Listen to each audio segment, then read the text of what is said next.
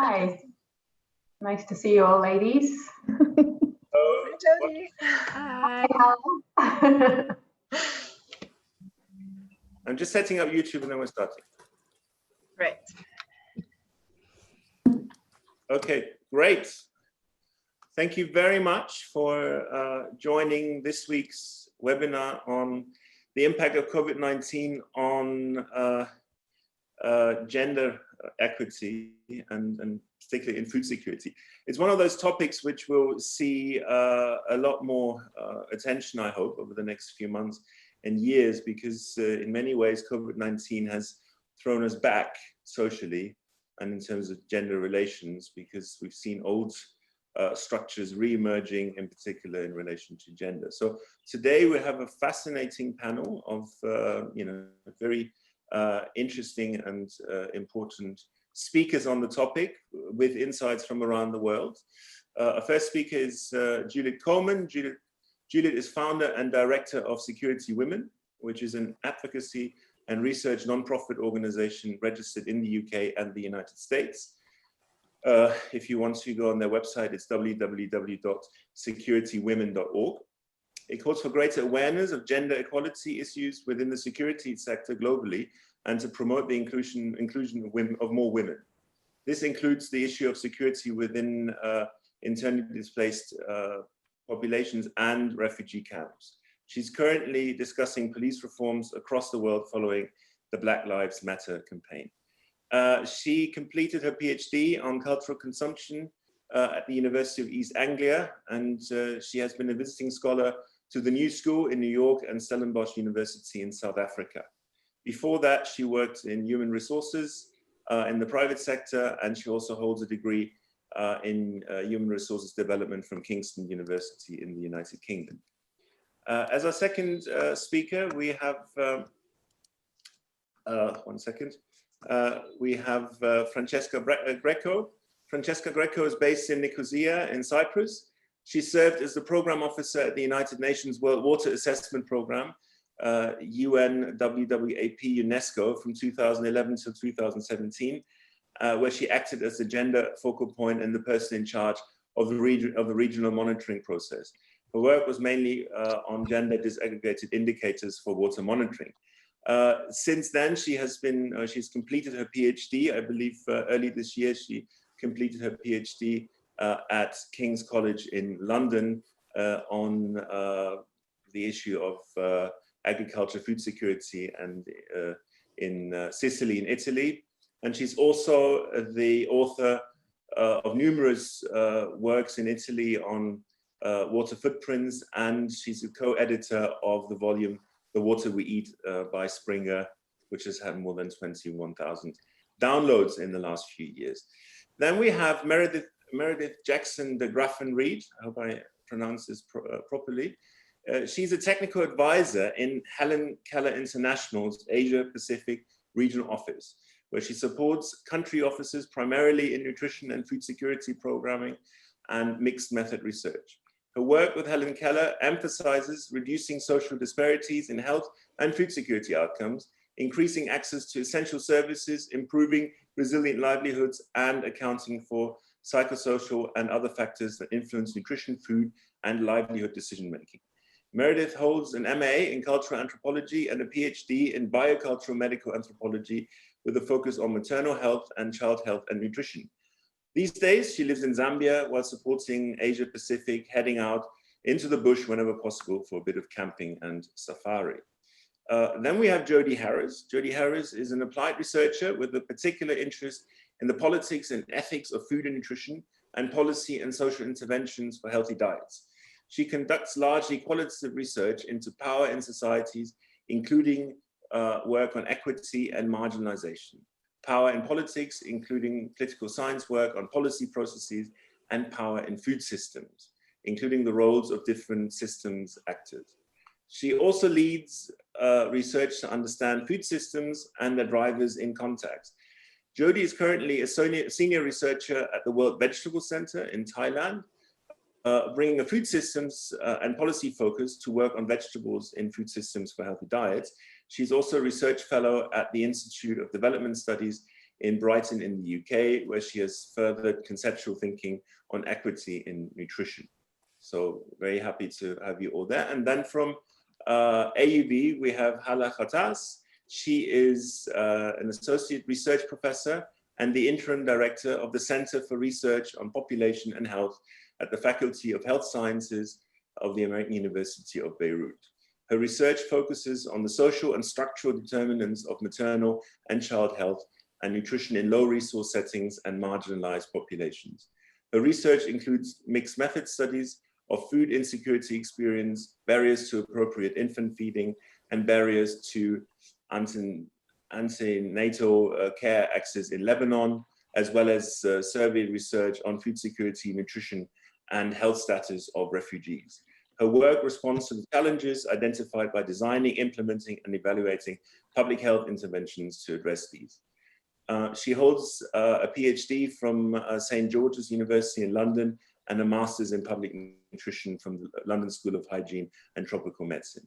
So we're very pleased to have you all here, and I hand over to Rachael now in order to continue with the introductory statements. Rachael, the floor is yours. Hello and good afternoon, everyone. My name is Rachael Bahn. I'm the coordinator for the Food Security Program at AUB. And at this point, we have asked each of our panelists today to maybe prepare about 4 minutes of introductory remarks to address the topic from either their professional angle or whatever the topic, their current research, for example, or their programming interests. So we've asked each of them to prepare a statement, and we'll just go in order. First, we'd ask Jody Harris to please make her introductory statement. The floor is yours. Thank you, Martin and Rachael. Thanks for having me. So my work and our work at the World Vegetable Centre focuses mostly on how the food system enables or blocks different people from accessing a healthy diet. So we define that as diverse foods, with a focus on foods with a lot of vitamins and minerals per calorie and a focus largely on plant foods. But obviously we know that not everyone manages to eat a healthy diet. So even before the pandemic, unhealthy diets were the leading cause of death and disease globally, causing 11 million deaths per year, according to the Global Burden of Disease Study Group. And again, before the pandemic, 1.5 billion people couldn't afford a healthy diet, according to some analysis done after the Eat Lancet report. So COVID-19 obviously isn't the first major shock to the food system. We saw big impacts on healthy diets in other major health shocks like HIV and AIDS, which had huge implications for both agriculture and nutrition. And we've also seen impacts from other ecological, economic shocks like the Indonesian drought and recession in the 90s, where those led to a huge 200% increase in the price of vegetables, followed by a 30% drop in consumption.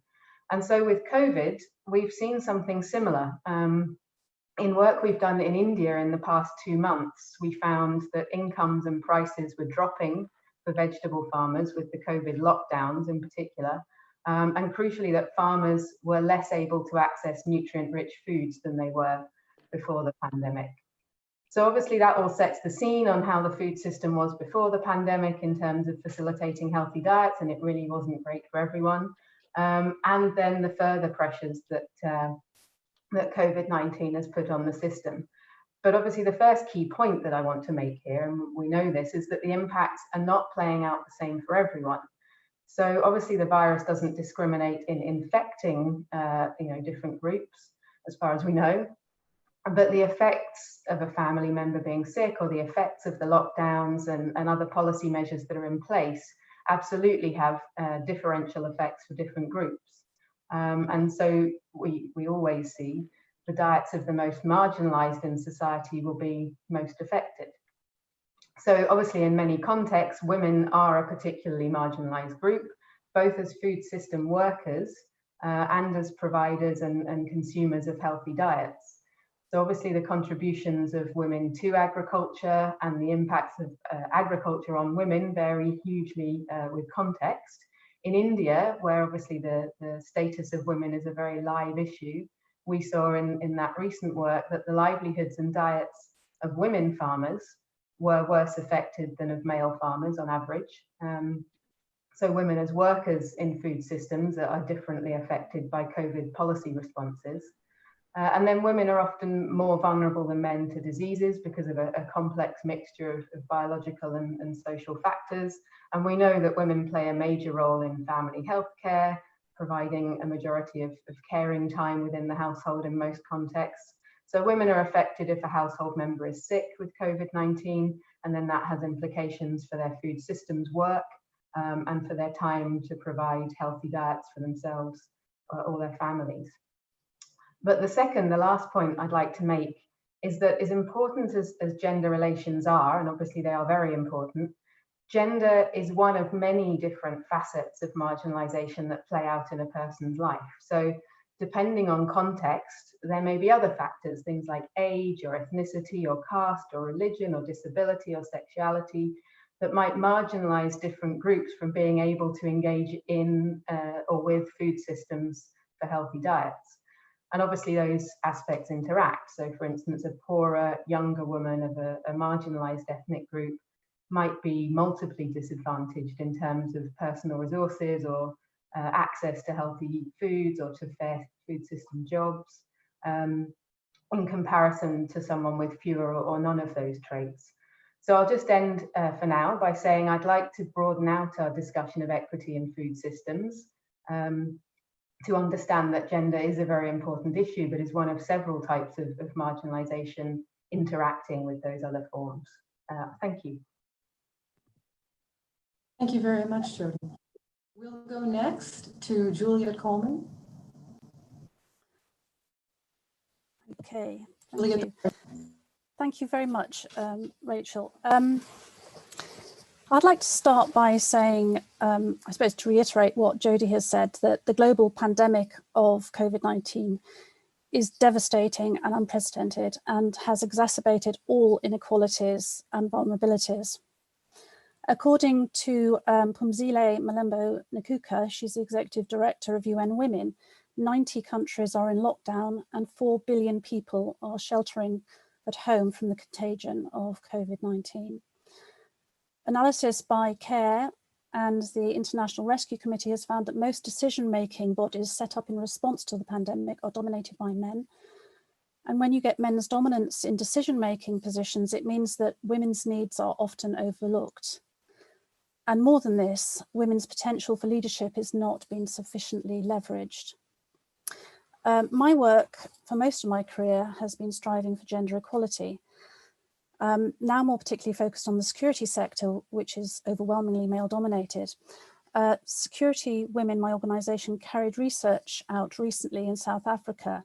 We were looking at women's recruitment into the South African National Defence Force, and we took evidence from candidates. Around 15% had a problem with women being in the armed forces. And 2 young men ventured to say what they thought. And I quote, the first one said, "No, women are weak when it comes to threats. Instead, women should be recruited under cooking services because their hands can cook delicious food for real soldiers." And the other one said, "Yes, women are being stronger daily by the challenges they have. And there are careers within the army like catering that needs women because not all men can cook." Well, that women are the cooks rings true in UN peacekeeping. My friend and colleague, Lieutenant Colonel Rachael Grimes, she's in the UK Army, she was on deployment with MONUSCO in the DRC, and she asked for female peacekeepers to accompany her to the villages to talk to the women. And she was told she could take the cooks because they were the only females available. And she did just that, and it worked out okay. It is sadly the fact that countries which are in conflict or post-conflict, such as South Sudan and Yemen, which will be hardest hit by the virus, according to the World Food Programme. We've just passed the 2nd anniversary of Security Council Resolution 2417, which highlighted the link between conflict and hunger. According to the FAO, although the agricultural sector is typically less affected than industry per capita, agricultural production falls by about 1.5% per year in periods of conflict. This brings me to what I want to say about the gendered nature of the pandemic. Women have been holding it all together. Not only are they overwhelmingly the majority of care workers in hospitals, care homes, but they are the carers and cleaners at home with children, elderly relatives and sick members. And it is women who have kept everyone fed, juggling more mouths, juggling shortages of food, less money, often higher prices. It was reported by the BBC that the food prices in Syria had doubled in the last year. And I'd just like to mention the Sustainable Development Goals, now passing their 5th year. Goal 5, which is about gender equality, calls for the sharing between women and men of domestic duties within households. And maybe we could see a shift here as a result of the inequalities highlighted by the pandemic. Maybe more male cooks. Anyway, the lockdown has another gendered and more sinister aspect, and that is violence against women. Domestic violence, evidence of increase across the world has been noted, and violence against women is the visible sign of inequality between men and women and the power imbalance. Violence is increased by security forces in some countries, but according to Brian Lander from the World Food Programme, it is almost an excuse for authoritarian regimes to roll back human rights. I'd just like to finish with a comment about the looming economic crisis, arguably more devastating than the pandemic itself. Food insecurity will increase. Even this week in the UK, the government has done a U-turn and agreed to provide free school meal vouchers for low-income families. Women, more than men, are in precarious jobs, so more likely to be unemployed, and the knock-on effect vis-a-vis food insecurity is clear. Thank you very much for including me in the panel. Thank you very much for your introductory statement, Juliet. We'll now turn to Meredith. Meredith, the floor is yours. Thank you. Sorry, I was unmuting.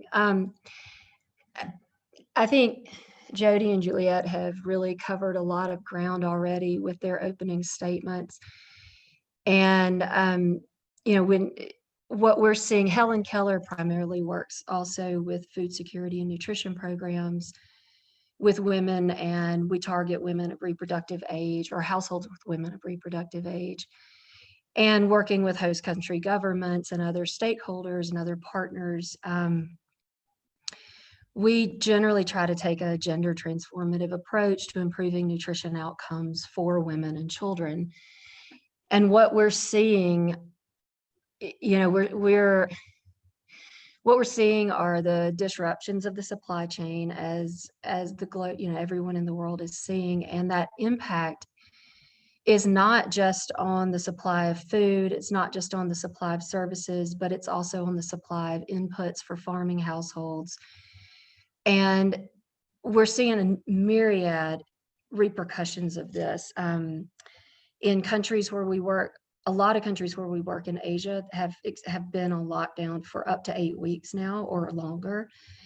And in these countries especially, there's been a massive loss of income, a massive loss of job opportunities. But what we know is that globally, women make up a disproportionate amount of the informal job market. And so in these countries where women are having to make this decision of putting themselves at risk of either violating movement restrictions or at risk of interacting and contracting COVID because they have to go out and earn the income. They also don't have the same job protections as a contracted employee would when in the event that they aren't actually able to get out and sell whatever it is they're selling or do what it is they're doing in the informal job market. But I want to reiterate something that Jody said, and that is that it's not just about gender inequities or inequalities right now. Migrant workers are very vulnerable, and we see a lot of male migrant workers who are coming back to the countries where we work, who are now unable to access employment they're also one of the main, they may be one of the main sources of income for their families, or they're stuck in a country and they can't send remittances back because they can't work. So this is also having a massive economic effect on the households. And for our households who are farming households, the movement restrictions have not just limited the supply chain incoming, but the outgoing. So a lot of our farmers have been unable to sell their produce, and we primarily work with women farmers. And so where this might have been a source of income for them, they've been unable to sell. On the contrary, we have seen some positive in Myanmar, for example. We've seen in Myanmar and Vietnam, we've seen where some of our female farmers there's been a shift within the household where, because they were producing at home, they have been able to sell locally to their communities, whether it's produce or eggs, or maybe also where we've done hygiene products. And it's sort of shifted some family dynamics, which I think presents an opportunity as well. I think Juliet was mentioning the dynamics, the intra-household dynamics with the domestic workloads. And this could be an opportunity that we take to build on where you've had families confined together that could work together and maybe build on these lessons that they've learned. We've seen this happening anecdotally in some of our projects where families are saying, wow, now I kind of get an idea of what my wife does all day or what the woman of the house does all day. So I think it's an opportunity there as well. But just to highlight a few other things things to be aware of in terms of children. Children have been out of school for a long time, extended period of time, and that puts them more at risk of not returning to school, especially in an economic crisis where families feel that they need an extra income earned by the child. And that's something that UNICEF has warned against, and FAO, especially with regards to agriculture labor, and something that we should be aware of and promoting, that we don't have this lag in schooling for children. And it also puts adolescent girls at higher risk of teenage pregnancy and early marriage and other types of illnesses. And one other thing I would like to mention is that we've also seen, for our programs, we generally support essential services like vitamin A supplementation and childhood immunizations. And we've seen, either through restricted movement or restricted service delivery, or a fear of attending clinics, that there has been a gap in those services. And so we're expecting to see high rates of malnutrition for children under the age of 2 especially, and women, and also a return of childhood diseases. And we're already seeing higher incidences of measles and diphtheria, for example, in some of our countries. And so those are just some of the key points I wanted to make. Thank you very much for your statement, Meredith. Some sobering news, of course. We'll turn next to Francesca. Francesca? Hello, thank you very much for inviting me here today. My expertise is about water and gender, as I've been serving the UN as a water and gender officer, and I am an expert of water and water for food. So I hope that my contribution will be regarding water and water for food in this panel. However, when Martin invited me to this panel, I first thought, okay, we are still in the pandemic. So let's try to imagine what kind of research and literature there might be in the future regarding the effect of COVID-19 on gender, water, and food issues. So I was thinking to myself, the effect of COVID-19 on women in Congo, this is maybe still a too large topic. We will probably see in the next 1 or 2 years research papers that will be entitled more like the effect of COVID-19 on single-headed families of widows in Congo, which is much more focused, or maybe the effect of COVID-19 on single women in urban slums in Ghana and their purchasing power for food.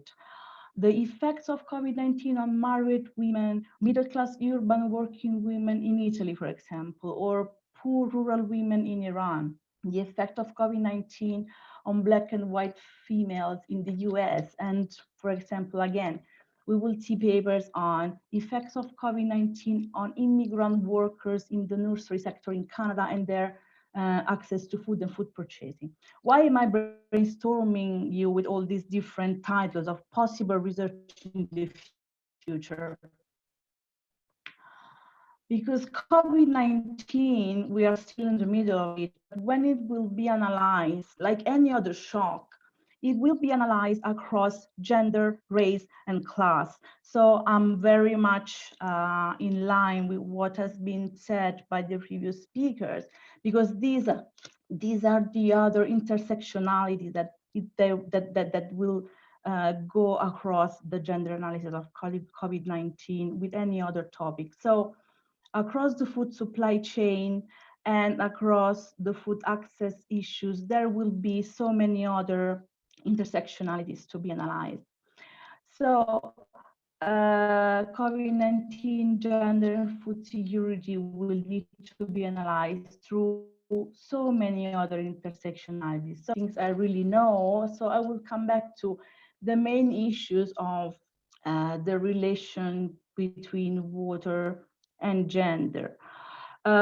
Before the pandemic, the main issues that we have been dealing with were analyzing and monitoring water and gender were related to the poor participation in the water resource management, the gendered role of water fetching and the use in the household, and the difficulties in accessing irrigation water. So I would like to talk more about what were the main problems in analyzing pre-existing problems. Instead of giving you like sterile numbers of how many women do not have access to education because of lack of separate toilets and so on.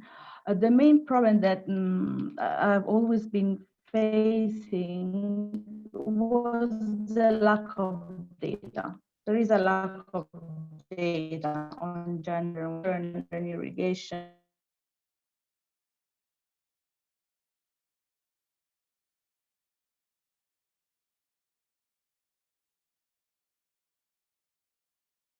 It looks as if we lost Francesca. What a shame, the internet doesn't serve as well.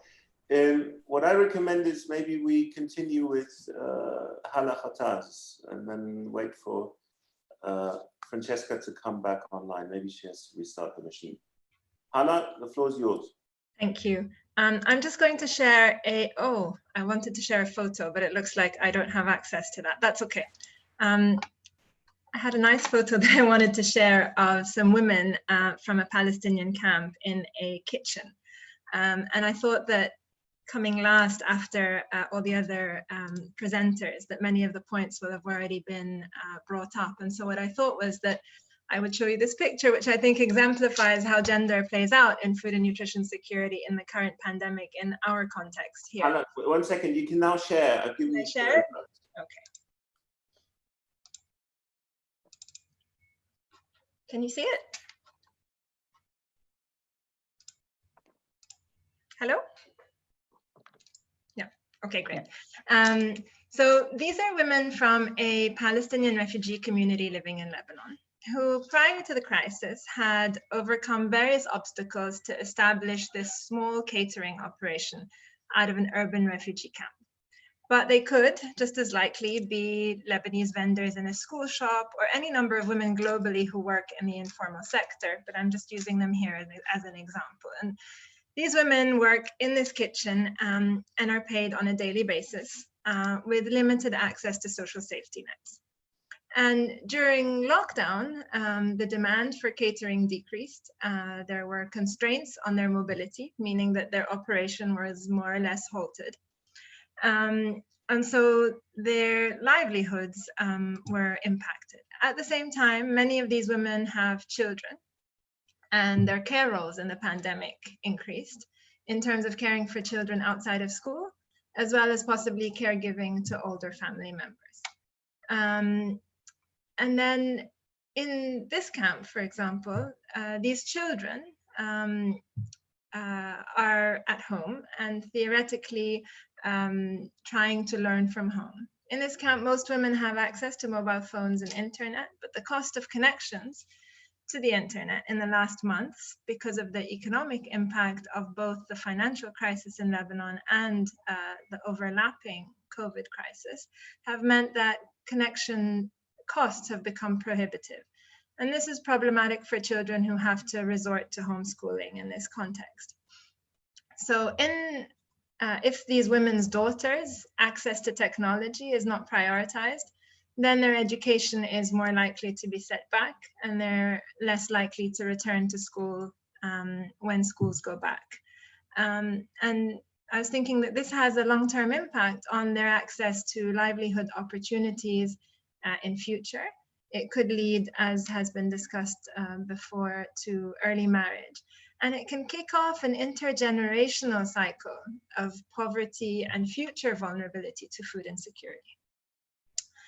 And although these women have access to some social safety nets through humanitarian agencies, so in this case, these are Palestinian refugees, and UNRWA, the main provider of services, has cash assistance programs, as well as primary healthcare centers that are operated.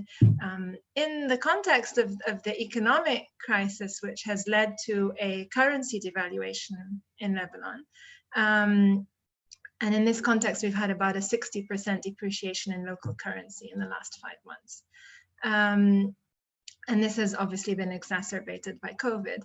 Cash assistance has been maintained, but humanitarian agencies are actually finding it difficult to keep up with market exchange rates. And so there's a lag, meaning that even those who are eligible to receive cash actually currently have much lower purchasing power with that cash, and they remain vulnerable. So I just wanted to sort of take you through these points, because I think those are the ones that to me come out as sort of the most important in terms of these relationships between food and nutrition security and gender in the context of the pandemic, is that these, as Jody mentioned before, you sort of end up having these overlapping vulnerabilities that play out and that end up meaning that women in this context are more vulnerable. But I also wanted to say that when we consider gender roles in the COVID crisis, it's also important not to estimate the toll on men and on men's livelihoods. And in the context that we are living in, and in the context of Lebanese economic crisis, as well as poverty that has been sort of intergenerational in refugees, the mental health impact that loss of livelihoods and the inability to feed their families creates for men have actually led to increased reports of suicides in men as a result of the strains of the COVID-related economic and food security concerns. So I just wanted to highlight that when we talk about gender and food and nutrition security, although women are often more vulnerable because of the informality of their work, the fact that they are responsible for caregiving, and that they have often less access to social safety nets, that we should also keep in mind that men who lose their livelihoods because of these kinds of crises are also vulnerable and have knock-on effects on their families as well as on their own health. So I'll leave it at that for now, and then go on to the questions if that's okay. Thank you very much. Can we, one second? Stop sharing. Yeah. Stop sharing, please. Thank you. Hala. Great.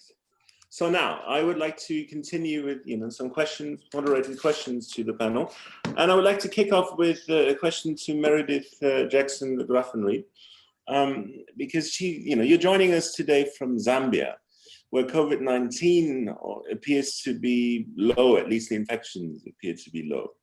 How is this situation playing out in Zambia, especially in relation to women, children, and community action?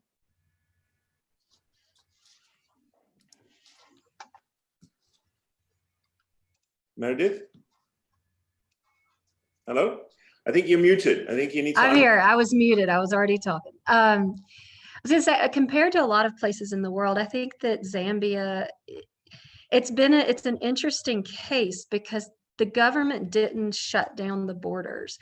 So all of the countries around Zambia have been shut down. There's not been a national lockdown. There were strong recommendations that people stay at home, that they don't go to work, but anecdotally, just looking around, a lot of people had to go to work. So I think you still had a lot, you haven't had that impact that the movement restrictions have had in other countries. So transportation hasn't been shut down. Internal supply chains haven't been shut down. And so I think that essential services were still, they weren't having the group immunization campaigns, but you haven't had that severe impact. And I think what we're going to see in Zambia is that it's going to be a gradual impact, that it's going to be from the global supply chain, from the global, in terms of food security, from other countries who have been unable to get their goods in. And Zambia, despite coming out of 2 years of drought, is now about to have the second largest or the largest maize harvest they've ever had, which will keep the economy going in some ways. But in terms of women and children, there's still the health impact more than anything. I was saying earlier that the incidence of disease is expected to go up. Malaria incidence is going up and expected to go up. Childhood diseases are expected to go up. Girls have been out of school. So schools were closed from mid-March until early June. And they do expect to see higher rates of teenage pregnancy and other things because Zambia has one of the highest rates of teenage pregnancy in the world and child marriage. And so they expect to see some of these rates going up, but there's not a lot of data yet. School meal programs were interrupted, which will also have an impact on child nutrition. Gender-based violence has likely gone up because where you do see loss of income, like you were saying, Hala, you'll see stress levels going up inside the family. And so they're expecting to see these types of impacts, but there's not a lot of data that I've seen anyway coming out yet in terms of what are the GBV rates, what is the malnutrition rate, how is how are these other countries, how is the shutdown in terms of their supply chains, what's the impact that's really happening on Zambia. I think in the services world, you've seen some loss of income, and I think that antenatal care also actually for women would have been also disrupted, and that will have a big impact because they do have a fairly high pregnancy rate as well. So I think that's primarily what we're looking at here. It's mostly where schools were disrupted, nutrition outcomes related to that, and child and other types of infectious diseases that are going to go up that will disproportionately impact women and always disproportionately impact women. Thank you. Thank you. Our next question is for Jody. Jody, among your key ideas is the role of equity within food systems. Could you provide us with your assessment on how COVID-19 may exacerbate issues around equity in food systems? Yeah, sure. Thanks, Rachel. So in my previous work at the Institute of Development Studies, we were doing a lot of conceptual work on what equity that we've all just described, what it should mean for food and nutrition. So this year, a colleague and I actually wrote the introductory chapter for the Global Nutrition Report, which this year focused explicitly on equity. So that's worth having a look at for people who are interested in nutrition and equity. So the traditional kind of food systems focus has been on inequality. So that's about understanding the differences in outcomes among different population groups, so including between men and women, which is largely what I was describing earlier. And what we say is that a focus on inequity shifts that focus to the underlying systems and processes that generate those unequal distributions of outcomes in the first place. So I think in the report we defined inequity as the relative disempowerment of different groups in the food system or in society more generally, and argued that disempowerment is then built, of course, on unfairness and injustice at really very fundamental social, political and commercial levels. And I think that's partly what we've all been describing. So in that sense, COVID-19 is like any other shock that might come along, or maybe not quite like it because it's exceptional in that it's so wide-ranging, but it acts similarly because it exacerbates existing fault lines in society. So those 1.5 billion people who already couldn't afford a healthy diet now are less likely to be able to, and then COVID job losses and livelihood disruptions mean that that figure has very probably now risen. Or marginalized ethnic groups living miles away from roads or markets now are even less likely to be able to access healthy foods because of transport disruptions and restrictions to the movement of people in different places. Or women farmers in our India study that I was talking about were more likely to have both their agricultural livelihoods and their diets impacted as a result of COVID lockdowns than male farmers. So in any given context, as we've all been saying, the most marginalized segments of the population, whoever they are, and that includes low wage and casual food systems workers as well, they'll have fewer resources to cope with loss of jobs and incomes and increase in prices of healthy foods if we see that, and so less ability to adapt to the crisis as we've all had to. So I'll just end by saying that addressing inequity in food systems then requires working on those sort of causes of the causes of food system inequality. So that includes things like fair and inclusive decision-making processes and making kind of explicit efforts to distribute the benefits and costs of food systems universally, so to everyone, but also proportionately relative to need in terms of the relative sort of marginalization of different groups. So I'll leave it there, but that's some of our ideas around the sort of how we could conceptualize the difference between inequality and inequity in food systems.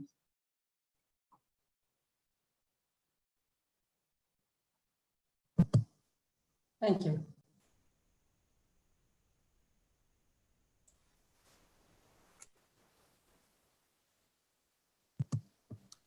Rachel? Yes. I think it's your turn. Sorry. I think it's your turn, actually, Martin. Is it my turn? I'm very sorry. I'm sorry. Juliet, thank you, Juliet, for reminding me. Juliet, the next question is to you. As a long-standing gender campaigner in the United Kingdom and globally, you have emphasized the role of women in crisis management. How do you see the role of women in the current pandemic and specifically in the adequate feeding of communities? Thank you, Martin. I think I alluded to this in my introductory comments. What is clear, I think, is that the pandemic has highlighted the roles that women have, traditional roles, and it's also emphasized the gendered division of labour. So whether the pandemic will actually change women's status in this sense, we have yet to see. I hope that we will value unpaid care work more and that men will contribute more to domestic tasks. I think so often, and I take all the points that's been Jody and the others have made about intersectionality of women's situation and its layer upon layer of inequality.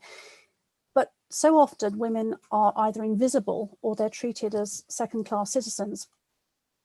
policy responses should consider women's important roles, yes, as guardians of household food security, but also as producers, food producers and processors in various capacities. I believe women really are key to food security. The role of rural women in the growing of food was acknowledged as crucial for food security and for improved nutrition. And this was at the Commission on the Status of Women, which happens every March. And this was in the year 2018, looking at the, rural women and the empowerment of rural women. And to quote Lashmi Puri, she's the Deputy Executive Director of UN Women, she said, if female farmers had equal access to fertilizers, technology and credit, a 2.5 to 4% increase of productivity and 150 million fewer hungry people would be expected. But what we need is equitable participation in planning and programming and the right environment for women to flourish and to know, as has just been said, the causes of the causes as to why we have this inequality. I'd like to finish with a story which is taken from the Markets for Change UN Women Programme. In Fiji and Tanzania, women market vendors came together to change the culture of their workplace, that is the market. For decades, women were struggling with no security, little water supply, not enough lighting. In a Dar es Salaam market, women would sell their food and not get paid.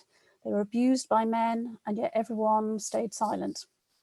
UN Women ran some workshops for the women, and they formed their own associations, both in Fiji and Tanzania. And to quote Mrs. Masamoa from the market in Fiji, she said, "I am proud of what the association has achieved in terms of improving the safety of women vendors' working place. I'm looking forward to a market that is safer, better ventilated, with facilities such as changing areas for babies, improved toilets, and a female market security attendant." Women are great organisers, and when given the chance, they rise to the challenge. Thank you. Thank you, Juliet. Our next question will be for Francesca. Francesca, the question for you. You have worked as the gender and water focal point at the UN in Perugia. Can you explain how environmental challenges further aggregate gender problems or gendered problems, and what needs to be done by the international community to address these issues? Two big questions regarding how gender divides are more aggravated by climate change. You will find that every official report from international organization and mainstream NGO will send you this very same message. Climate change hits the poor part of the population, out of which the majority. Regarding vulnerability to floods, why is it so? Because women are less educated around flood risk and risks in general, because they are the most likely to live in slums, because they have less access to early warning system, because they cannot swim and usually die trying to save children. So the sentence, climate change hits the poorest, out of which the majority are women, I believe this very sentence is wrong, because it does not provide us with the causal explanation on what is happening in reality. So a more informative sentence that should be communicated on the same topic could be, due to the relegation of women's condition and to the fact that the majority of them are not allowed access to education, they fall among the majority of poor, and they are more subject to be hit by climate change and extreme events. So gender oppression should be provided at first, being the main cause of women's vulnerability to any shock. Climate change could be climate change, could be a pandemic, and so on and so forth. Thank you.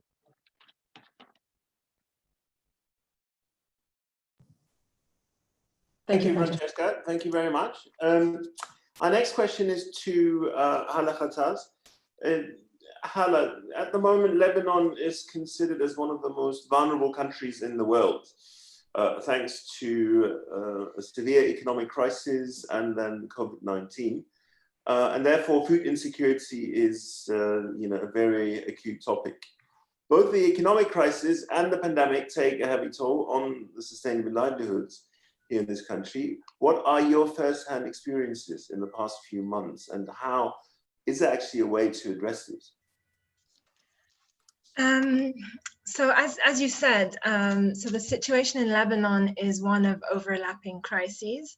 Over and above the economic and the pandemic, sort of the economic crisis and the pandemic, we've also been hosting about 200,000 Palestinians since 1948, 1 million Syrian refugees for the last 8 years.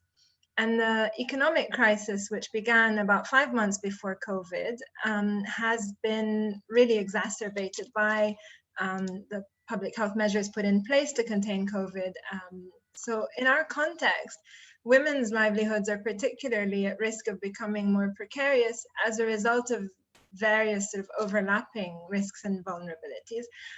I want to highlight 3 that we've sort of discussed already, but I have some new numbers. There's a WFP report that came out yesterday. So these are numbers that have come out that have looked at the impact of both the economic and the COVID crises on the situation in Lebanon. So we've already said that more women than men work in the service and informal sectors in the country.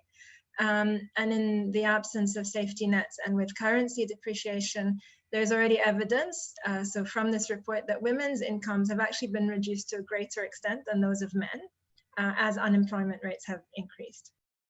And then in terms of women's care roles, the WFP report actually states that caring for children amongst Lebanese respondents was actually one of the top 5 reasons given for disruption of work in the current crisis. And that families with children, or at least one elderly person at their charge, have actually reported to be compromising their food consumption and actually applying severe coping strategies more often than those that do not include children and older adults. So we're actually seeing evidence for sort of what we've theorized as the impacts on women's livelihoods.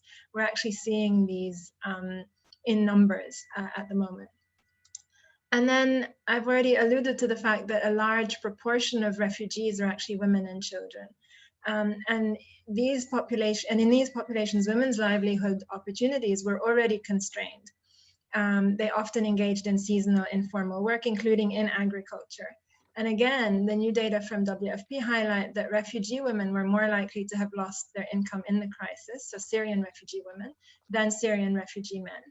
We also know that migrant workers, in our context, largely women in domestic work, have had reductions in real wage as a result of the currency devaluation.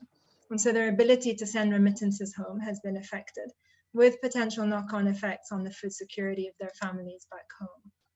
So these largely economic vulnerabilities have led to the fact that people have resorted to coping strategies. And in this context, again, there are now data that the most common coping strategy employed as a result of these economic pressures in Lebanon is a reduction in spending on food, top coping strategy employed.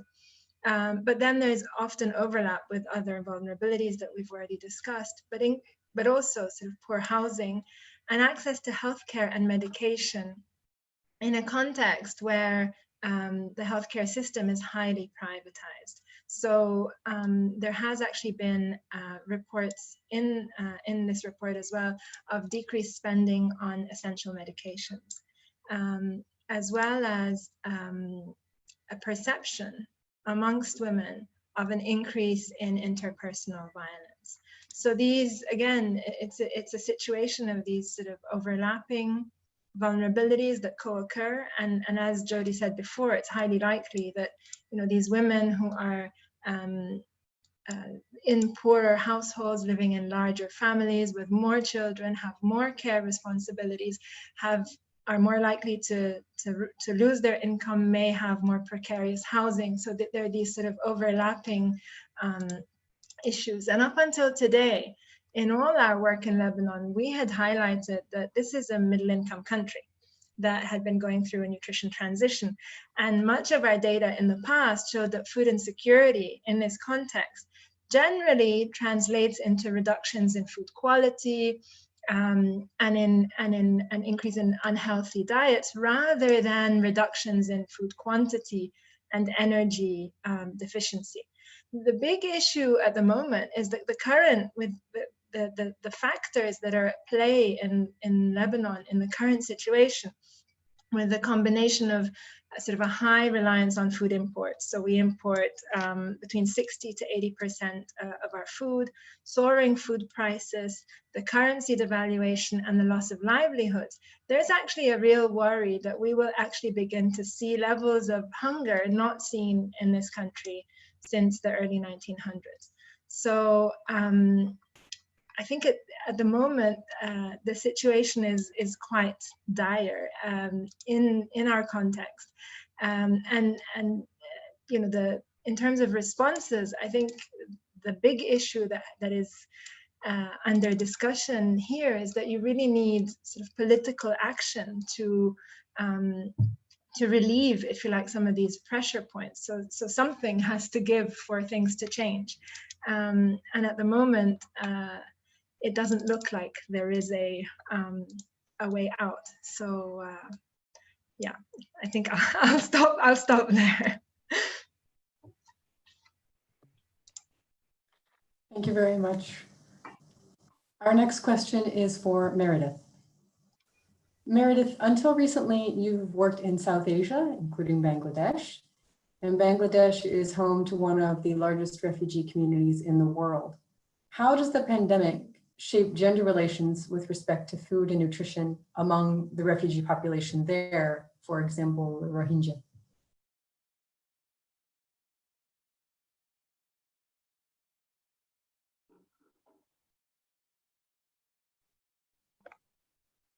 So with regards to the refugee camp, well, in Bangladesh in general, yeah, I think I mentioned before that a lot of our countries have been under lockdown, and Bangladesh has been under lockdown for over 8 weeks now. They opened up the country in January, but once they opened up the country, I'm sorry, June, they opened it up early June. And so for the last 2 weeks, they've been on a trial run in terms of allowing some increased service provision and some businesses to function. But in the camps, they've been allowing service provision throughout the lockdown, but there's still restricted movement, and there has been. And that restrictive movement, like in the rest of the country, has resulted in market disruptions, transportation disruptions. So you're looking at a loss of income, you're looking at a loss of food. And we had a survey. We work in Rohingya affected communities just outside of the camps. And less than 2 weeks after Bangladesh went into a lockdown, we conducted a survey with some of our project participants there and found that over 75% of them within 2 weeks were already food insecure and were already using coping strategies that included parents reducing food intake, so the quantity of food, but also the quality of food. And inside the camps, it's the same. You have food distributions, but the food distributions aren't generally seen as sufficient. And so how this plays out in terms of gendered relations or the impact on women and children is, we know from previous food crises that when coping strategies are utilized by households, women tend to be the martyrs. They tend to take that burden on, and so they tend to reduce their own food intake first. They want to give the choice pieces of food, like animal source foods or the vegetables, to the children first and then the men second. And men will also do this, but women will see it as their responsibility to do this. This is what we found, at least in Bangladesh and in previous research. And we've also seen that we know that in these camps, women already had restricted movement because of religious reasons. And so this further just restricts the movement and puts them in their homes with the men on a much more consistent basis. And IRC just released a report today, in fact, that, or at least I saw it today, it just came out in the last couple of days, that shows that prior to Bangladesh going into movement restrictions, gender-based violence in the Rohingya camps was more or less in line with global trends. But since the camps have shut down and movement has been restricted, there's been a 50% decrease in the number of women and girls who are seeking gender-based violence services. And this is in Cox's Bazar, so this includes the camps and outside of the camps, which is a marker of the restrictions on the mobility, the availability of information, and then just evidence of barriers that Rohingya women and girls are facing during the lockdown. So we know we now know for sure there's a decrease in the reporting. But if there's anything, if the camps are anything like other places in the world, like UK and Brazil and other areas that have already reported, there are probably increases in gender-based violence. So we know that women and children we know that women are eating less. We know that families are enacting coping strategies. Again, we know that children have been out of school. The camps are cesspools for disease. So it's very likely that diseases such as cholera will probably go up. The rainy season has just started there. The monsoons. I just saw yesterday an alert for landslides. So it's almost like this storm is this perfect storm of a situation is happening where you're gonna have less food, low income, higher rates of gender-based violence, and natural disasters. And so I think that we're looking at a serious humanitarian crisis in these camps that's coming. Thanks. Thank you very much, Meredith. Indeed, these are crucial questions, in particular in relation to domestic violence. I would like to ask the next question to Juliet Colman, and perhaps also to include this theme which has come up all the time, which is domestic violence. What policy instruments would you identify as crucial to strengthen the role of women, for example, in refugee camps, but also in relation to the domestic household in the next months and years? Thank you, Martin. Gosh, it was just so sobering what Meredith was saying. It sounds horrific. I'm just going to talk generally what policy instruments are available. First of all, social safety nets. They're often not available to refugees and displaced peoples because they may be excluded, or they may just not have the necessary identity documents to qualify. We're talking here about life-saving interventions such as cash transfers, vouchers, food stamps. In countries already fragile or in conflict, post-conflict, no such safety nets may exist. And so women are often constrained in their access to social protection programs, whether it is cash transfers or whether it's public work programs, for instance. And so designing and delivering gender-sensitive social protection measures is key to reducing risks and ensuring that vulnerable women can equally benefit from such interventions. I would suggest that legislation could be enacted that allows a certain percentage of women from refugee communities to participate on panels that monitor access to resources. Quotas work. I read just recently research from the Global Network of Women Peace Builders. They were specifically looking at women's participation, political participation, but it showed that when you do actually set a quota for something like a decision-making panel, it can make a difference, because women then will have representation. And women need to have their voices heard, and we need to ensure that the most vulnerable are catered for. In talking generally about refugee camps, in camp management, we need to ensure that women are given equal rights to participate on the organising of the camp. So they participate on organising committees and on issues such as security.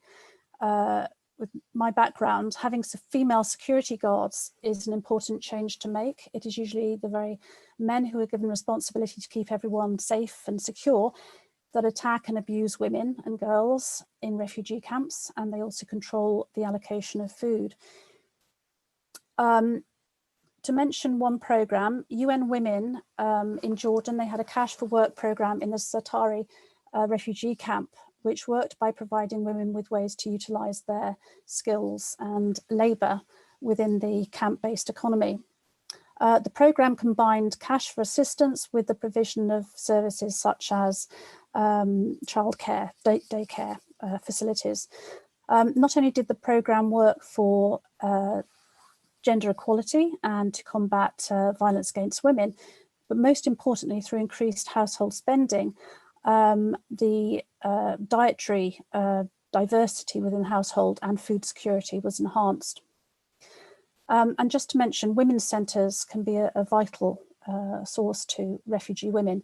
Above all, they provide safe spaces, but they also provide information about employment opportunities and employment opportunities of all kinds of work. Okay, thank you.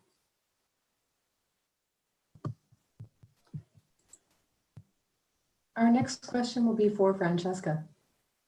Francesca, Hello. I think you started to get to some of this in your previous question, but why is food security such a wicked problem, particularly when we refer to the gender disparities?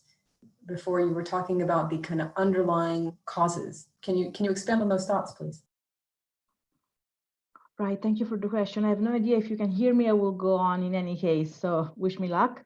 I will limit myself to the issue of women in agriculture. So I will not discuss the entire food security issue and food supply chain issue related to gender roles. In any case, why are women assigned subaltern, assistant, and servile tasks in food production in agriculture when they should be entitled to the same amount of land, irrigation, water, and working hours of men?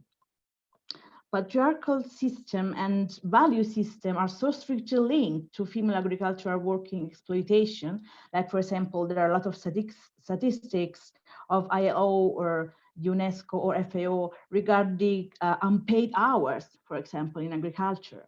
The numbers that we have regarding the agricultural productivity of women and men could be all questioned.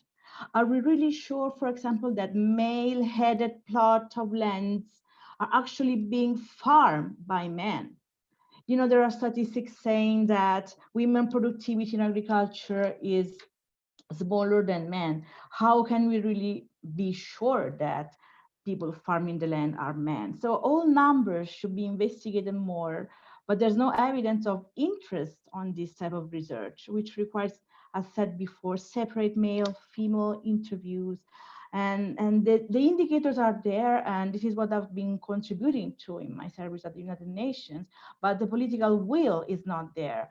So we are talking about indicators about autonomy of food production, choose of type of products, ownership of assets, access to extension services, access to credit, control of income, a lot of other issues. For example, group membership in decision-making regarding irrigation water, access to irrigation water, and time, which is the most precious resource of women, the workload, and the paid and unpaid hours. So all these variables, how can we actually know more and predict how will be, what will be the influence of COVID-19 on the entire food supply chain? This is just, I stop here at the beginning of the food supply chain. I'm just stopping here at the agricultural production, but gender roles and disparity goes along processing food, trading food, consumers market, and the access to income. And if a forecast on COVID-19 is made already, is the one regarding the decrease of income generation. So income generation will be linked to access to food. So all different steps in the food supply chain are gendered. I'll stop here. I hope you have heard what I've said. Thank you. Thank you so much, Francesca. And our next question is to Jody Harris.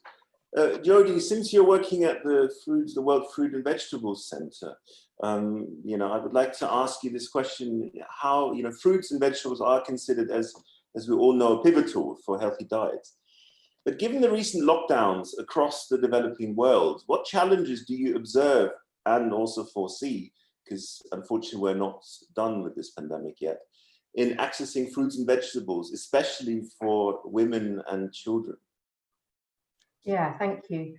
Francesca was just saying, to get diverse and healthy foods to people, obviously there's this whole food system, really sort of multiple interrelated complex food systems, and those span production and trade and prices and affordability and preferences and all kinds of things. And each one of those is being affected by COVID-19, which is why COVID is kind of exceptional in food systems terms, compared to things like the 2008 food price crisis or droughts or other shocks that we've seen before. So both the pandemic itself, but also the subsequent sort of personal and policy responses to the pandemic, things like lockdowns. So borders are closing and transport's cancelled, and that has huge implications for the movement of food and seed and other things, and particularly, obviously, for the nutrient-rich perishable foods like vegetables, which can't be stored, and they're also lacking labour to harvest them because of restrictions on the movement of people.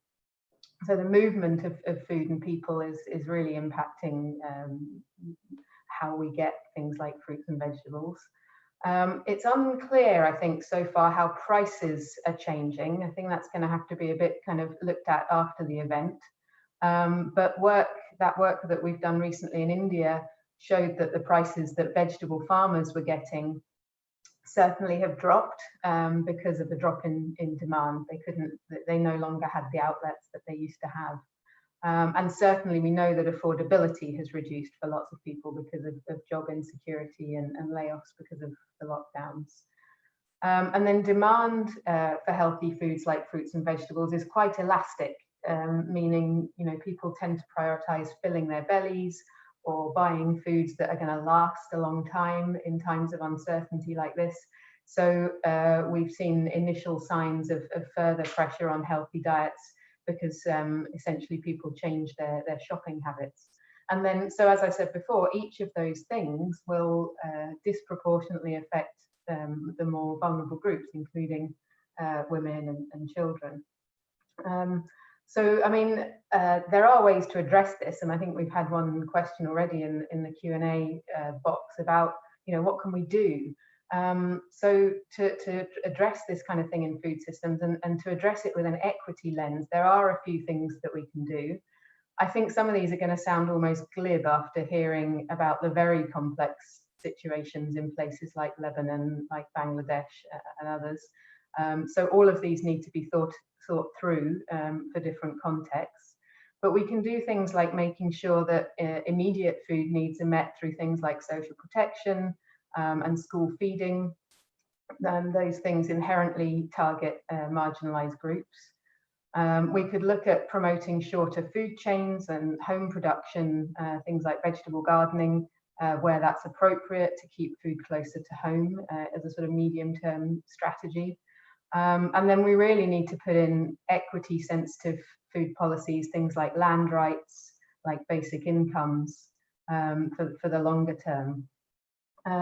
So we know that approaches that require a sort of a lower level of personal action, so approaches that are more passive, tend to be more effective and more equitable. So again, there's this need to focus on system level drivers of poor diets.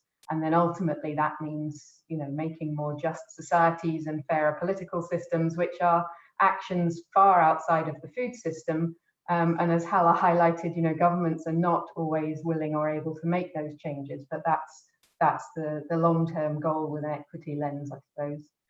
So, I mean, the consequences of COVID-19 for vegetable food systems and healthy diets, and COVID impacts on food systems more generally need to be assessed with that broad sort of equity lens, and absolutely including gender, both for understanding the situation and then for thinking through those local solutions, and ideally, obviously, with participation of those marginalized groups in those contexts. And making those types of changes in food systems and outside of food systems will make those systems more equitable, and also make them more resilient to future shocks, a bit like COVID-19. So I'll leave it there. Thank you. Thank you. Our next and final question for this round is for Hala Ghattas. Could the current crisis or combination of crises yield any long-term positive effects for the recognition of women in food and nutrition security, given the important roles they play, particularly at the household level?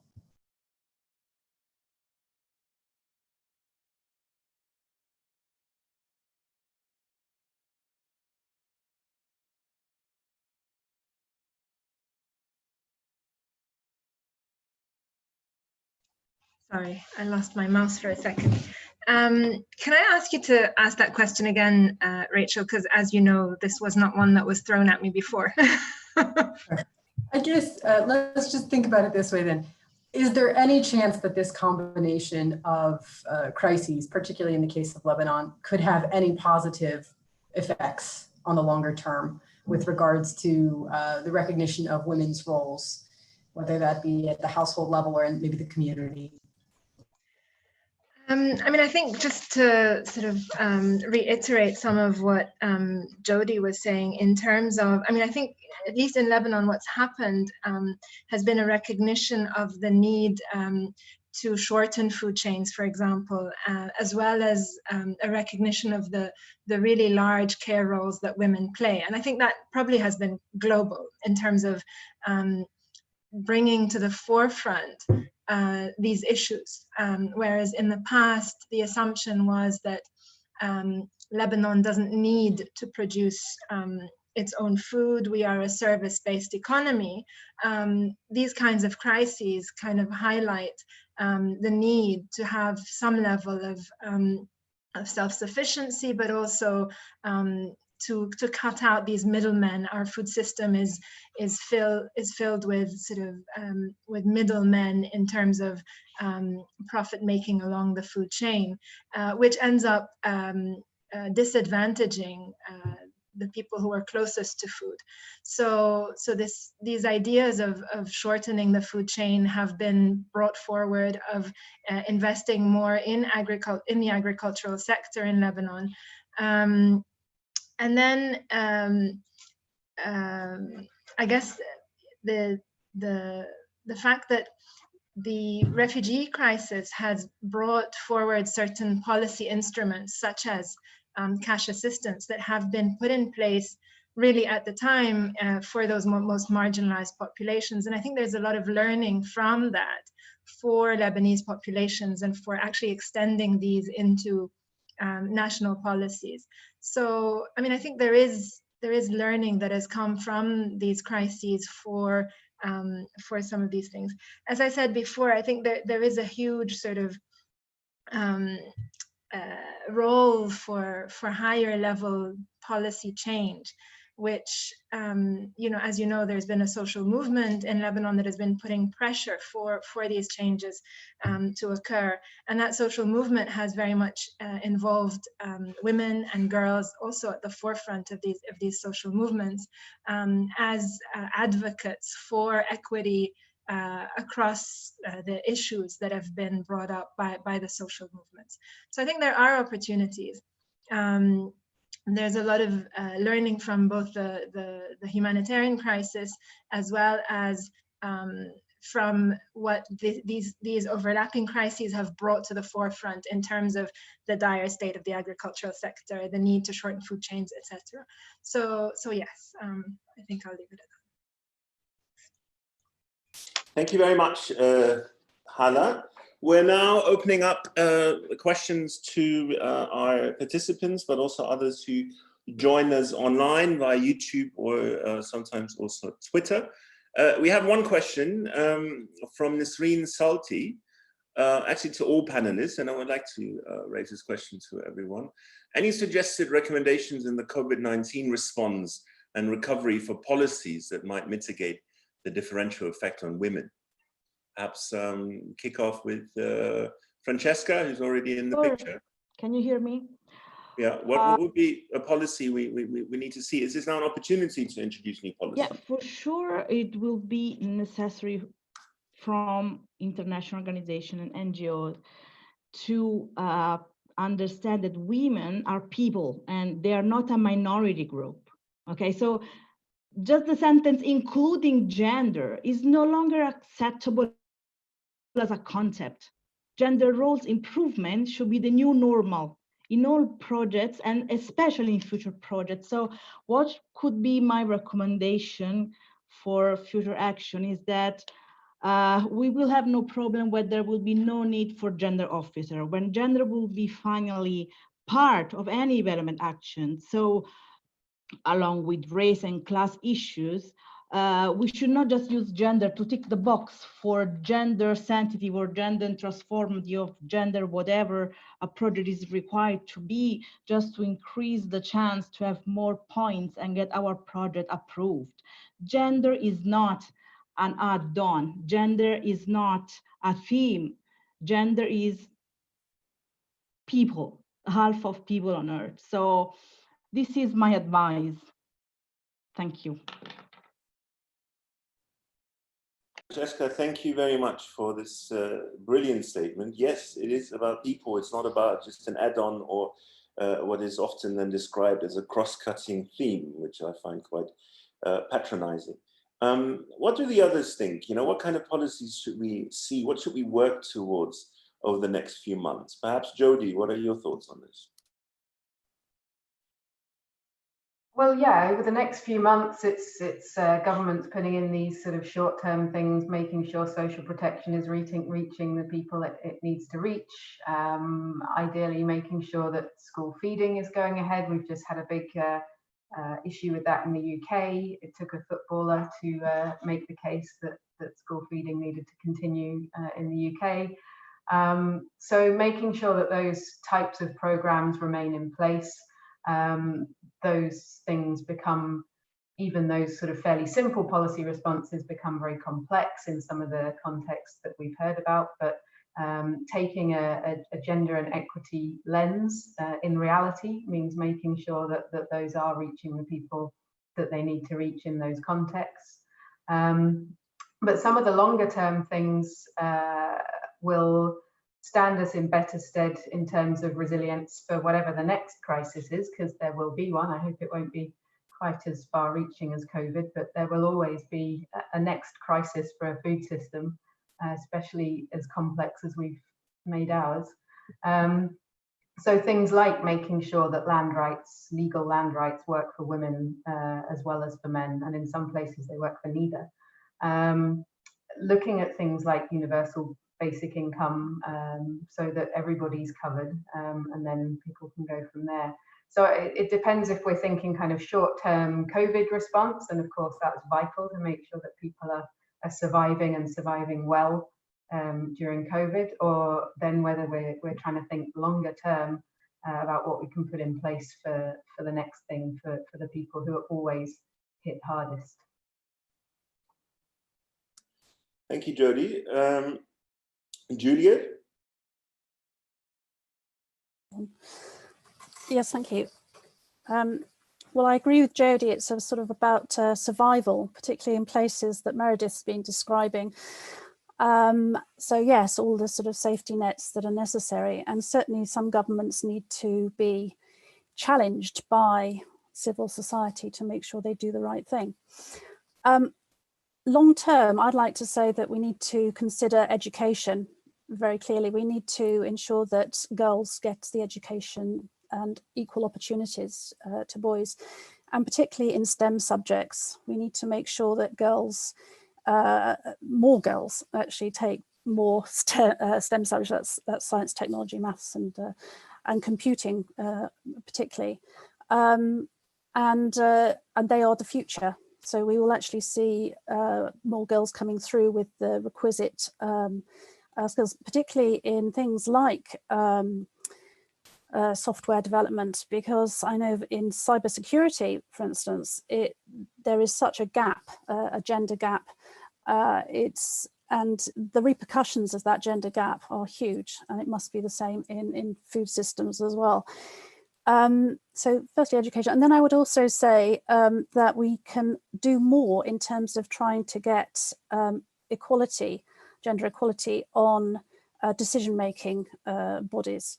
And we can do that. I mentioned about quotas, but we can certainly bring about a situation where governments will actually allow so many, a percentage of women. I believe the tipping point is about 30%. It still means that 70% are usually men, and usually white men. But certainly I think we can make some change there, and it will make a difference, because it's about breaking down social norms, and it's about you know, having breaking down the stereotypes and having role models for young women so that they can aspire to bring about change and contribute, because women should be contributing at all levels. Thank you. Thank you very much. We received another question here, which I find very interesting. One of our participants is worried about increasing food prices. To perhaps provide a background, here in Lebanon, the kilogram of beef can cost up to, or lamb, I think, can cost up to $50 in terms of purchasing power. So this is, you know, very, very challenging, or these are very challenging times. The question is, you know, in terms of certain foods becoming perhaps unaffordable, how can this negatively affect the health of women and children in particular, bearing in mind that protein security is not everywhere achieved, and particularly here in the Middle East, we have a protein deficiency in a lot of women in particular, and therefore also then in children. Perhaps I can ask this question first to Meredith. How do you see this topic of protein security emerging? Well, in terms of the food prices, you know, we see this after a lot, everywhere around the world. You see it when natural disasters occur or other economic crises, and we're seeing it with COVID for sure across the globe. Food prices are increasing, as well as, oddly, we're seeing food price, the prices that farmers get back is decreasing. So it's sort of this odd crossing of not being able to earn the income you thought, while you're also having to expend more out of your household income for food. And that, of course, leads to higher food insecurity, because you're spending more out of pocket, a higher proportion of your household income is going to feed the family. So families start to make choices. And we've seen in different countries, in different projects, where following for a natural disaster, for example, or even doesn't even have to be a rare natural disaster, or something like COVID, it could be annual flooding. But you see this happening annually, where families will make those choices. For example, in countries where rice is a main staple in the diet, staple foods, you'll see a higher proportion of rice being consumed, less proteins, less fewer vegetables, fewer fruits. And I think in terms of how we can, you know, things that could mitigate that, I mean, going back to the policy question, is there have to be policies about price gouging in any situation and normalizing the food prices. But there also has to be accountability for that. I mean, you can have great policies, but if they're not being enforced, that's a whole other issue. And I think that you know, we're already seeing the effects of the price gouging, and it's going to result in lower dietary diversity and higher rates of malnutrition among women and children especially. And I think we're going to need to see governments taking that as a lesson learned and going forward with better policies and accountability measures. Thank you. Thank you, Meredith. Hala, I think this question needs your response as well. What do you think? Protein security, in particular in the Arab world? So, I mean, one of the big issues in our context is that a large amount of animal protein is imported, and therefore it's actually very expensive. And so, you know, we need to actually focus potentially on reliance on plant-based proteins, which can be grown locally. So subsidies for plant-based protein agriculture in this context would possibly could play a role in making cheaper plant-based protein available to families and to populations. So, I mean, I think the big issue with the price of meat in our context is that much of this food chain is really unsustainable. So, you know, the largest provider, or the largest, most of our meat comes from Brazil. So, you know, if you think about sort of the transportation and energy that goes into getting meat into the Lebanese market or the Arab markets from Brazil, it's problematic. So I think that, you know, what this crisis has highlighted is that much of this sort of globalized food system is largely unsustainable, and that these crises highlight sort of these large gaps or these issues in terms of what it takes to get food on people's tables. So I think for us, for the region, alternatives, plant-based alternatives are an option, and then more sustainable animal farming is another. Is that okay? I think so, yes. Would anyone else like to contribute, raise their hand to say something about the protein component? If not, then I have another I think, very interesting question. If a pandemic such as COVID-19 had happened 30 years ago, would the impacts not been far worse on gender relations? So in other words, has the gender studies field not already made immense progress, social progress over the past few decades? And can gender experts be proud of themselves?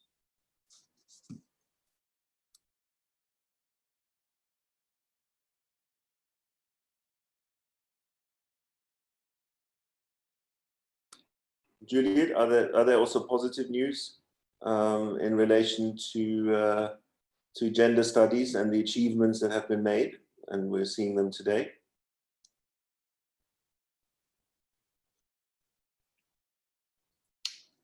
Hello? Hi, sorry, are you asking, did you direct it at myself? Yes, I asked you first. I asked you first because you've been in this field for many decades. Sorry? You've been in this field for many decades. Oh, so right, okay. Exactly. And one would actually hope that, yes, things have got better over 30 years. I think we've become more knowledgeable, certainly. So we understand gender inequalities better than I think we did before. But there's still a hell of a long way to go. Yes, in all aspects, we've got a long, long way to go. And I mean, there's inequalities that exist. I was just thinking, by the way, Martin, Jody wanted to respond to the last question and you missed her hand up. But I was just thinking about expensive meat. Having done my PhD in Botswana, the culture is all about cattle. And actually, they save them up. They have hundreds and thousands of these cattle. And if you ask them, they say, "Oh, I just have a few," but they actually have hundreds of them. And they will actually slaughter a cow, or it might be a goat, but it's meat for a funeral or a wedding or a special occasion. And that's. But otherwise, it's considered, you know, for special occasions. But you're right, meat is seen as something to aspire to. If you're from a poor country, it's to aspire to. And so really we need to change that whole sort of attitude around eating meat, because it's so much healthier to eat vegetables and plant-based protein. And the Western world, I think, is shifting towards that. Huge, and you know all about that, Martin, so you can talk about that. But yes, I don't know what to say about the 30 years in terms of have we changed gender equality. Yeah, I've answered it. Over to the others. I'm very sorry, Jody, that I didn't see you because you were on a different icon, it seems, on my window.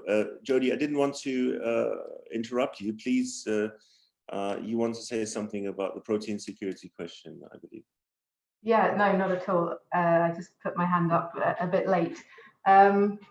No, I really wanted to agree with Hala and now also with Juliet about meat being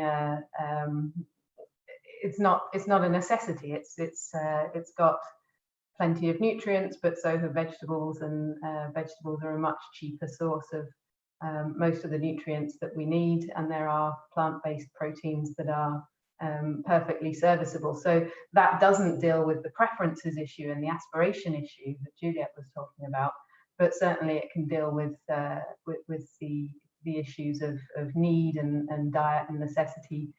We need 0.8 grams of protein per kilo of body weight. It's not a huge amount that we need. In some places we have available far too much, and in other places obviously not enough. But there are plant-based alternatives, and vegetables do tend to be a much cheaper source.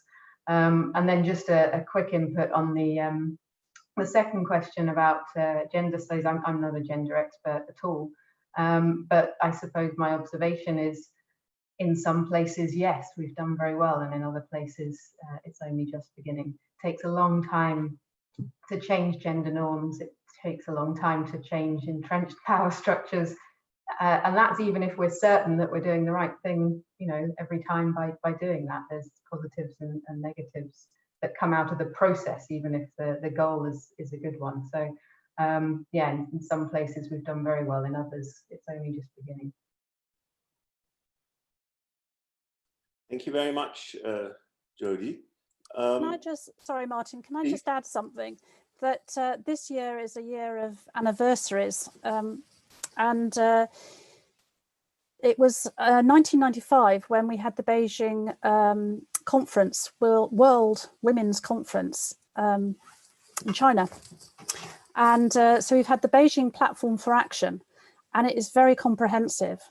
And here we are this year, we're celebrating the 25th anniversary of that. And so many people have been analysing it and what is it saying. And it's extraordinary how actually some of the Beijing Platform for Action looks out of date, the sort of things that it's talking about, because we have increased our knowledge in certain areas. But the major thrust of it, which is about gender equality, that has not changed. There are still huge steps to take to ensure that all genders have the equality of opportunity. But I just wanted to mention that. Thank you, Martin. Thank you very much, Juliet. Anyone else who would like to contribute to this question about, you know, how the gender field has fared so far? If not, I would like to wrap up. We've come to an end. I would like to thank everyone today. If we were in a lecture room, we would all clap now, surely, for your very informed and very important contributions. Thank you, everyone, today. I would also like to thank, you know, our previous speakers. We've now had 7 webinars on global food trade, impact on the global south, on nutrition, on water and climate, on food security in the Arab world, and now on gender and food and nutrition security. It has been an exciting time. We're very pleased that everyone agreed to join these webinars during, you know, the time of lockdowns. So thank you very much. Everything can be accessed on YouTube. We've seen a good response from people. Usually several hundred people watch these webinars after they were streamed. So that's also very important and very useful. I would also like to hand over very briefly to Rachael, in order to give her the opportunity to say farewell as well. Thank you, everyone. Thank you. Thanks to Martin for organizing this whole series. Thanks to our speakers today who joined us. Thanks to the speakers who joined us over the past weeks. We're going to try and continue the conversation, whether that be through people connecting to us on YouTube or Twitter, Facebook. You can connect with our program, and we'll try and keep the dialogue going, because for better or worse, COVID is a reality. We'll continue to have to deal with it, and this story may end up evolving as lockdown eases, new challenges arise, other complications intersect. One final note, I'd really like to thank our colleague Abed Yahya, who has been working behind the scenes these many weeks to make all of this possible, getting us all on Zoom and YouTube and the right platform. So thanks to Abed and the team for making sure that all of that has worked seamlessly. And thanks to everybody for being patient with us, asking their questions, and continuing to engage. Okay, great. Thank you very much. Thank Thank you.